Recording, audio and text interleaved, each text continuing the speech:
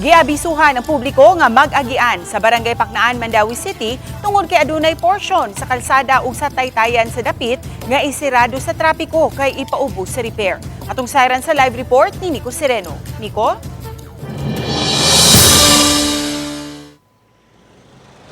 Yes, traffic advisory ni para sa taga Mandawi o mga paingon sa norte tungod kay dunay mahitabo nga closure sa parte sa DM Cortez habig sa Barangay Paknaan. Kini ang nagtapad nga Kambugaong Bridge sa Barangay Paknaan, Mandawi City. Usa sa crucial nga agianan kung padung sa direksyon sa Kansaga, patabok sa Konsolasyon ug pabalik. Gipahibaw sa mga otoridad ang closure sa kalsada ug taytayan sa lugar sugod Agosto 3. Ang karaang bridge o kanang nahimutang sa ubos sirad-an aron ma-rehabilitate kini. Ipasaka ang elevation aron mutupong sa tupad nga taytayan. Kung kahinumduman, ang dapit usasab sa mga apektado sa baha kung mo-overflow ang Butuanon River.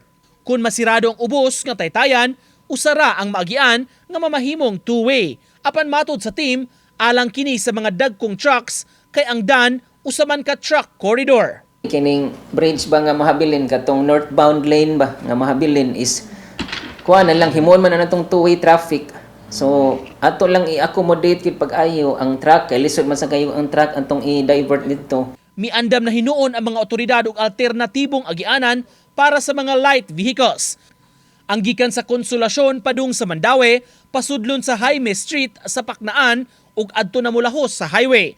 Samtang ang gikan sa Lapu-Lapu o UN Avenue, i-divert na daan padung sa Old Umapad Dumpsite Road para mulahos sa Kansaga Bridge.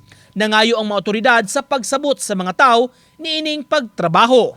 Ato lang planuhon atong mga lakaw kung kinahanglan kita moagi diha mautong atong ang ato ang palisiya gi-prioritize nato ang mga trucks ana nga bridge.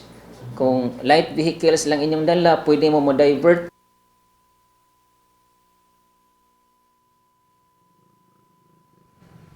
Ses taliwa ni ining mahitabuon niya nga mga kabag-uhan sa dagan sa trapiko sa mga lugar. Gipang lantawan sa mga otoridad nga mobugat gyud ang dagan sa traffic ni anang mga adlaw ug hatod sa pipila ka buwan sa pagtrabaho ni ini maong tutukan sab nila kining mga alternatibo nga mga agianan or masiguro nga libre kini sa mga obstruction ug hawan ra unya ang agianan lahos-lahos ra unya ang mga sakyanan. Ses?